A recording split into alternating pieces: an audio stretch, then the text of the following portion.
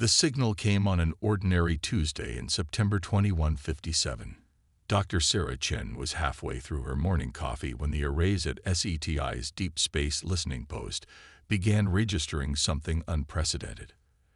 At first, she thought it was a glitch, the kind of cosmic background noise that occasionally triggered their systems. But this was different. The pattern was too precise, too structured. "Director Matthews needs to see this," she muttered, her fingers flying across the holographic interface.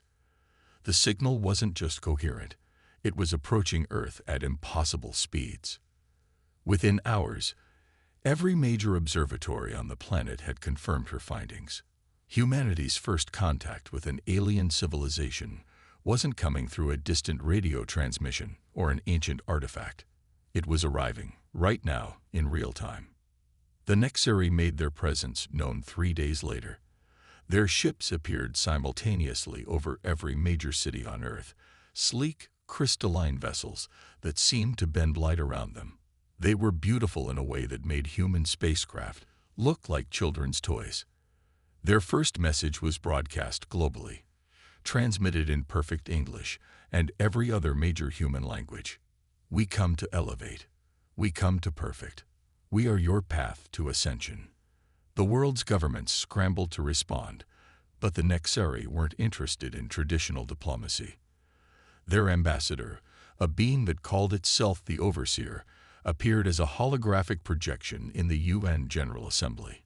Its form was humanoid but clearly artificial, a shell of translucent crystal housing swirling, iridescent energy. "Your species stands at a crossroads," the Overseer announced. "We have watched your development. Your potential is evident, but your progress is inefficient. We offer integration into the Nexari collective. Resistance would be unfortunate." Dr. Chen, now part of humanity's hastily assembled First Contact Committee, noticed something in the Overseer's tone that others missed. It wasn't just confidence, it was dismissal, the kind of tone one might use when speaking to a clever pet. The next few weeks brought more revelations. The Nexari weren't just advanced, they were post-biological. They had transcended their original form millennia ago, becoming beings of pure energy and crystalline technology. They saw themselves as shepherds of promising species, guiding them toward a similar transformation. But as humanity learned more about this guidance, troubling patterns emerged. Species that accepted Nexari integration prospered technologically, but lost something essential in the process. Their art became mathematical, their music purely theoretical, their stories reduced to data points and probability matrices. Dr. Chen discovered the truth in a seemingly innocuous dataset. The Nexari weren't uplifting species, they were homogenizing them. Each integrated civilization became another perfect, identical node in their collective. Individual cultures, histories, and identities were seen as inefficiencies to be corrected. When she presented her findings to the committee, the room fell silent. Ambassador Richardson, a veteran diplomat, was the first to speak. "They're not here to help us evolve," he said quietly. "They're here to erase us." The Nexari gave humanity 1 month to accept their offer of integration. They called it generosity. Humanity called it an ultimatum. In labs and boardrooms, in military bases and university halls, the debate raged. The Nexari's technology could end disease, hunger, even death itself. But the price was everything that made us human. The decision came not from any government or council, but from a million small choices. When Nexari representatives began establishing optimization centers in major cities, people simply didn't show up. When they offered to upgrade our communication networks, technicians found creative ways to delay the work. It wasn't a coordinated resistance, not yet, but it was something uniquely human, quiet, stubborn defiance. The Overseer's next appearance carried a note of frustration. "Your species' attachment to inefficiency is disappointing. Perhaps a demonstration of the benefits is required." That night, every person who slept in a Nexari optimization center woke up changed. Their movements were perfect, their thoughts crystalline and clear. They spoke of the beauty of integration, of the peace of unity. They also couldn't create art, couldn't tell jokes, couldn't dream. Dr. Chen watched the footage of these changed humans with tears in her eyes. But beneath her grief, a fire was building. The Nexeri had made a crucial mistake. They had shown humanity exactly what they planned to take from us. The resistance began that very night, in whispered conversations and encrypted messages, in basements and boardrooms. Humanity had been given a choice between perfection and humanity. They chose humanity. The first act of open defiance came from an unexpected source. Maya Patel, a street artist in Mumbai, created a mural spanning the entire side of a building. It depicted a human figure breaking free from a crystal cage, painted in vivid colors that Nexeri's changed humans could no longer appreciate. Within hours, similar artworks appeared in cities worldwide, a silent rebellion in paint and color. The overseer's response was immediate. The murals were erased, replaced by pristine, geometric patterns. But for every piece they destroyed, 3 more appeared. Humanity had found its voice. Dr. Chen watched from her new office in the Resistance's hidden command center as reports flooded in. The Nexeri's optimization efforts were accelerating. Cities that once housed millions now stood half-empty, their remaining inhabitants moving with unsettling precision through streets lined with crystal terminals and integration pods. They're trying to reach critical mass, she explained to the Resistance Council. Once they convert enough of the population, maintaining our current society becomes impossible. We'll have no choice but to integrate. General Santos, one of the few military leaders who had managed to keep their forces independent, studied the holographic map showing the spread of Nexeri influence. Then we hit them now, while we still can. With what? Ambassador Richardson asked. Their technology is centuries beyond ours. A direct confrontation would be suicide. Maybe not, Dr. Chen said quietly. All eyes turned to her. The Nexeri's greatest strength is their unity. Their perfect, unquestioning consensus. But that's also their weakness. They'd forgotten how to handle the unexpected. The Resistance's first real victory came 3 days later. A Nexeri integration center in Berlin was scheduled to process thousands of volunteers. But when the doors opened, they found the building had been transformed into an impromptu concert hall. Hundreds of musicians, classical orchestras, rock bands, jazz ensembles, folk singers, played simultaneously in a gorgeous cacophony of human expression. The Nexeri processors couldn't handle it. Their systems, designed for perfect harmony, crashed in the face of deliberate, beautiful discord. By the time they restored order, the musicians had vanished into a network of underground tunnels, leaving behind only sheet music written in ways that made Nexeri algorithms malfunction. Similar acts of creative resistance spread globally. Writers developed languages that broke Nexeri translation matrices. Dancers performed movements that their tracking systems couldn't predict. Children played games with rules that changed every minute, confounding the AI that ran their security networks. But the price of resistance was high. The Nexeri's patience with humanity's primitive attachment to chaos was wearing thin. They began deploying more aggressive integration methods. Entire neighborhoods would wake to find themselves surrounded by crystalline walls that slowly compressed inward, herding people toward processing centers. Those who had been changed became their most effective weapons. Parents would find their children speaking in perfect, emotionless logic. Spouses would wake to find their partners transformed into efficient, optimized versions of themselves. Each loss was a personal tragedy, a reminder of what they were fighting to preserve. Dr. Chen worked tirelessly to understand the process of conversion, hoping to find a way to reverse it. Her lab became a sanctuary for families of the change, all hoping she would find a way to bring their loved ones back. The breakthrough came from an unlikely source. A changed human, designated Efficient Unit 2749, formerly Professor James Martinez, was brought in for study. While his responses were typically Nexeri perfect, Dr. Chen noticed something strange. When shown photos of his grandchildren, there was a microscopic delay in his response time. a hesitation so slight it was almost undetectable. The change isn't complete, she realized. Something of who they were remains, buried beneath the crystalline programming. We just need to find a way to reach it. But before she could pursue this discovery, the Nexari launched their most devastating attack yet. They didn't target military bases or government facilities. Instead, they went after humanity's cultural heritage. Museums, libraries, concert halls, theaters, any place that held the record of human creativity and expression, began to crystallize, their contents being optimized into pure data. The message was clear: submit or watch everything that makes you human disappear. The Resistance Council gathered in emergency session. The time for subtle rebellion was over. If humanity was going to survive, truly survive, not just as perfectly efficient shells of themselves, they needed a new strategy. "We've proven we can resist them," General Santos said. "Now we need to prove we can fight back."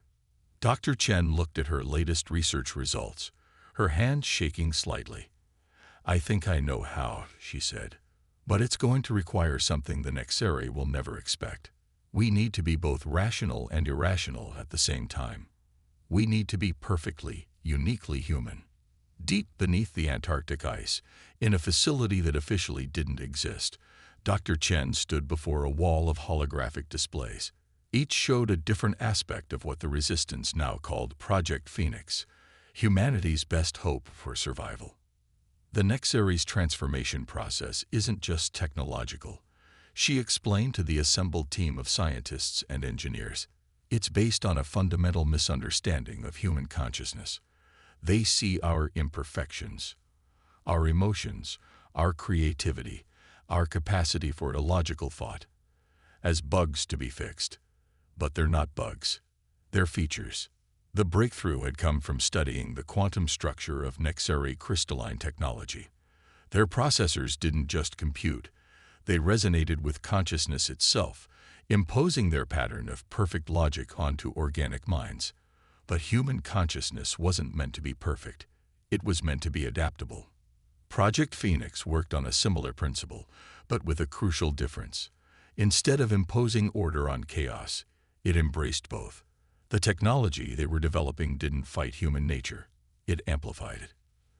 The first prototype was ready for testing after 3 months of non-stop work.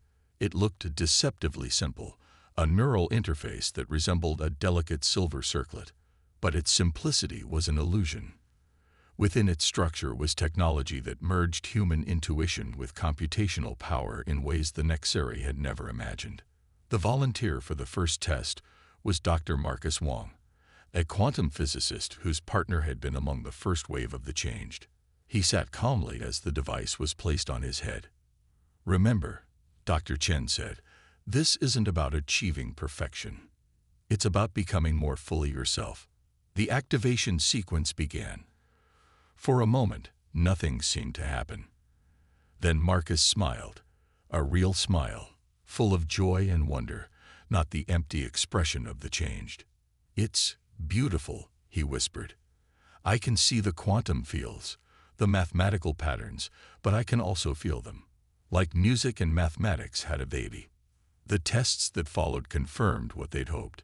The Phoenix interface enhanced human cognitive abilities to match and even exceed Nexari processing power, but it did so without sacrificing what made them human. Users retained their emotions, their creativity, their capacity for irrational thought, but now they could channel these imperfections into power. A musician using the interface could compose symphonies that existed in 11 dimensions. An artist could paint in quantum states, creating works that were simultaneously abstract and hyper-realistic. A mathematician could solve complex equations through intuition as much as calculation. But Project Phoenix's true potential revealed itself in an unexpected way. During a routine test, 2 interface users spontaneously developed a form of communication that defied Nexari monitoring. It wasn't telepathy, exactly. It was something uniquely human, a sharing of emotions and ideas that their perfect logic couldn't comprehend. They can't intercept what they can't understand. Dr. Chen realized. And they can't understand anything that isn't perfect. The resistance began mass-producing the interfaces in hidden facilities around the world. Each one had to be calibrated to its user's unique mental patterns, another feature that baffled Nexeri attempts to replicate or counter the technology. But their time was running out. The Nexeri had noticed the drop in conversion rates and were becoming more aggressive. Their crystalline structures were spreading faster, transforming entire regions into geometric patterns of perfect, soulless efficiency. Then came the discovery that changed everything. A team of Phoenix-enhanced researchers, led by Dr. Wang, found something in the quantum structure of Nexeri technology that everyone had missed. Hidden beneath their perfect patterns was evidence of a desperate act taken long ago. The Nexeri weren't always like this, Dr. Wang explained, his eyes gleaming with the interface's silver light. They were like us once, creative, emotional, imperfect. Their transformation into beings of pure logic wasn't evolution, it was self-imposed. They were running from something. Dr. Chen studied the data, her own interface helping her see patterns within patterns. But what could be so terrible that an entire civilization would choose to erase their own nature to escape it? The answer came from the most human of sources, the arts division of Project Phoenix. A poet using the interface to analyze Nexeri communication patterns found echoes of something ancient. Beneath their perfect, crystalline logic were traces of old transmissions, fragments of songs and stories from before their transformation. They weren't running from an external threat. They were running from themselves, from the messiness and pain and uncertainty of conscious existence. They had chosen perfect emptiness over imperfect life. That's why they're so determined to change us, Dr. Chen said. Our very existence reminds them of what they gave up. Every piece of art, every act of irrational kindness, every imperfect human moment is a reminder of what they lost. The Resistance Council gathered to hear these findings. The implications were staggering. They weren't just fighting for humanity's survival. They were fighting for a truth the Nexeri had tried to forget. That imperfection wasn't a flaw to be corrected, but a source of strength to be embraced. As the meeting concluded, Dr. Chen received an urgent message. The Nexeri had launched a new offensive, more aggressive than anything before. They weren't just trying to convert humanity anymore. They were trying to erase them completely. The Nexeri's new offensive began at dawn. Their crystalline ships descended from orbit in perfect formation, each movement calculated to maximize efficiency. But this time, humanity was ready. As the first wave of Nexeri forces approached New Delhi, they encountered something unprecedented. The city's defenders weren't just resisting, they were dancing. Thousands of people wearing Phoenix interfaces moved through the streets in a spontaneous celebration of human movement. Each dance step generated quantum distortions that disrupted Nexeri targeting systems. Similar scenes play out across the globe. In Rio de Janeiro, a carnival parade became a shield of pure chaos energy. In Tokyo, gamers using Phoenix interfaces turned the city's electronic infrastructure into a constantly shifting puzzle that drove Nexeri navigation systems into recursive loops. Dr. Chen watched from the Antarctic Command Center as humanity's counter-offensive unfolded. The Phoenix interface had given them more than just technological parity. It had given them a way to weaponize their humanity itself. They expected us to fight like them, General Santos said, his own interface gleaming, to try to match their perfect logic. Instead, we're fighting like us. The strategy was working. Nexeri forces, designed to counter rational military responses, found themselves overwhelmed by the sheer unpredictability of human creativity. Their attempts to calculate optimal response patterns were frustrated by actions that defied logical analysis. In London, a Phoenix-enhanced orchestra performed a piece that existed in quantum superposition, simultaneously following and breaking every rule of music theory. Nexeri ships that tried to analyze the sound patterns crashed into each other, their perfect formations dissolving into chaos. But the Nexeri weren't defeated yet. As their initial assault faltered, they deployed their ultimate weapon, mass conversion rays that could transform entire populations instantly into their changed state. The rays swept across cities, their crystalline energy reaching for human minds. But when they touched someone wearing a Phoenix interface, something unexpected happened. Instead of being converted, the interface users began broadcasting their consciousness. Not just thoughts and memories, but the full spectrum of human experience. The changed humans in the affected areas stopped moving. For the first time since their conversion, their perfect expressions showed something new: confusion. Dr. Wong, monitoring the quantum readings, suddenly sat up straight. The emotional resonance, it's reaching them. The human consciousness we're broadcasting is connecting with what's left of their original selves. It was true. All across the world, the changed were beginning to remember. Not all at once, and not completely, but in small, vital ways. A changed mother heard her baby cry and reached for it with natural concern. A changed artist stared at his old paintings with the first flicker of recognition. The Nexari response was immediate and dramatic. Their ships began emergency ascent protocols, attempting to retreat from what they saw as a cognitive virus. But they had underestimated human determination once again. Phoenix users worldwide joined in a coordinated effort, using their enhanced abilities to create a quantum field that held the Nexari ships in place. It wasn't done through force or calculation, but through a complex web of human connection. Millions of people sharing their stories, their hopes, their fears, their love. The Overseer appeared in every communication system simultaneously, its perfect form showing signs of distortion. "This is inefficient," it declared, but its voice contained something new: uncertainty. "Your resistance is unprecedented."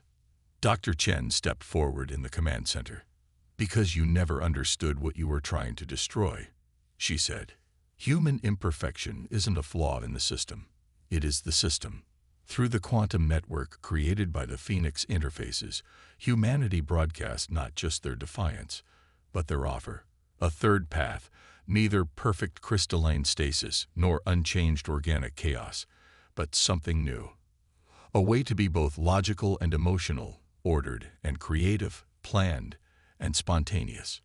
The changed humans were the first to respond. Across the world, they began to wake up, not to their old selves exactly, but to new selves that combined Nexari clarity with human emotion. They became bridges between the two states of being, living proof that there was another way. As the sun set on that pivotal day, the Nexari fleet hung motionless above Earth's cities, caught in a choice they had never expected to face. Their perfect consensus was shattered, not by force or logic, but by something they had forgotten existed: the possibility of change. Dr. Chen looked at the quantum readings, a smile playing at her lips. "They're starting to remember," she said. "And that's what they fear most." The final confrontation was approaching, but it wouldn't be fought with weapons or technology. It would be fought with the one thing humans had never lost: the courage to be imperfect. The quantum field above Earth pulsed with possibility. Nexari ships hung suspended in a web of human consciousness, their perfect crystalline surfaces beginning to show swirls of color, the first visible sign that change was possible. Within the Antarctic Command Center, Dr. Chen and her team monitored the unprecedented interaction between human and Nexari consciousness. Through the Phoenix interfaces, they could sense the struggle taking place within the collective mind of their would-be conquerors. "They're remembering," Dr. Wong said, his interface showing him quantum patterns that existed beyond normal space-time. Not just their past, but all the paths they chose not to take. All the possibilities they locked away in their pursuit of perfection. The Overseer appeared one final time, its form flickering between its usual crystalline perfection and something more organic, more alive. "We miscalculated," it said, and for the first time, its voice carried emotion. Confusion, fear, and something else: wonder.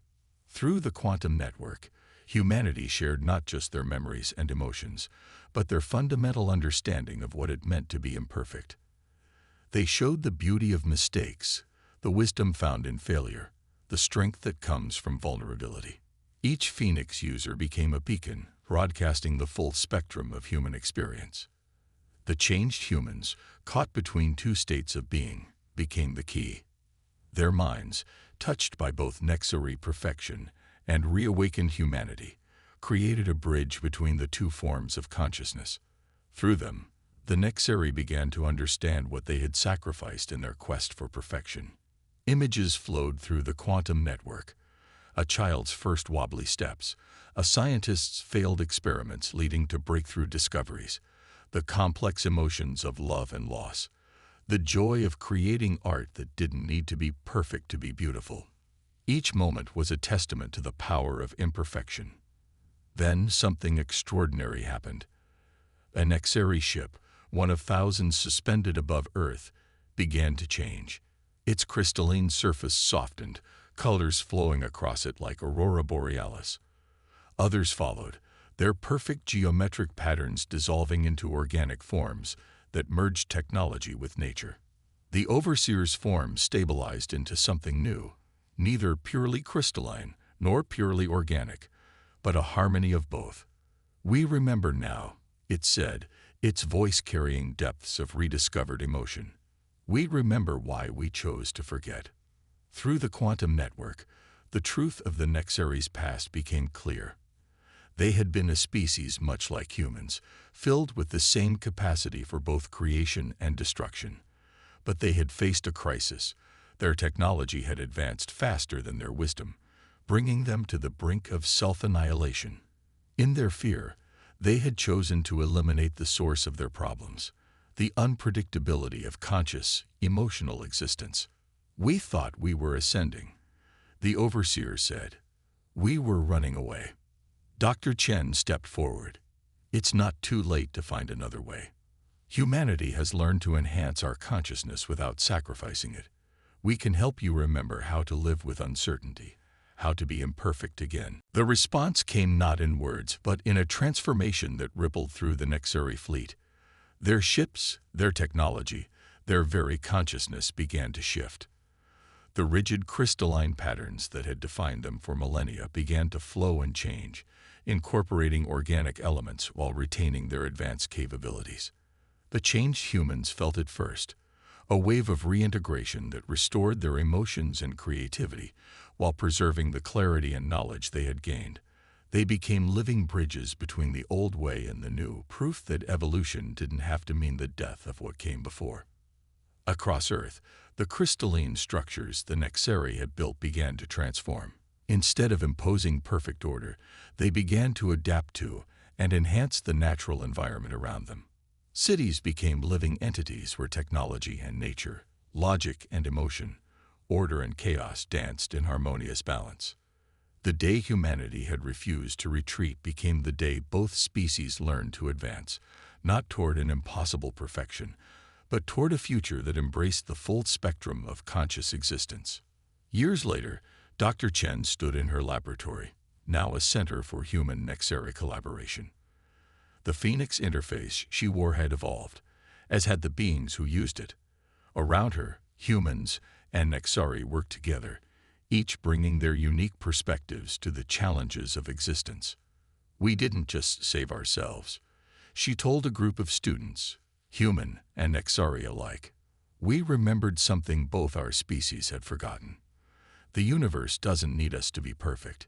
It needs us to be alive."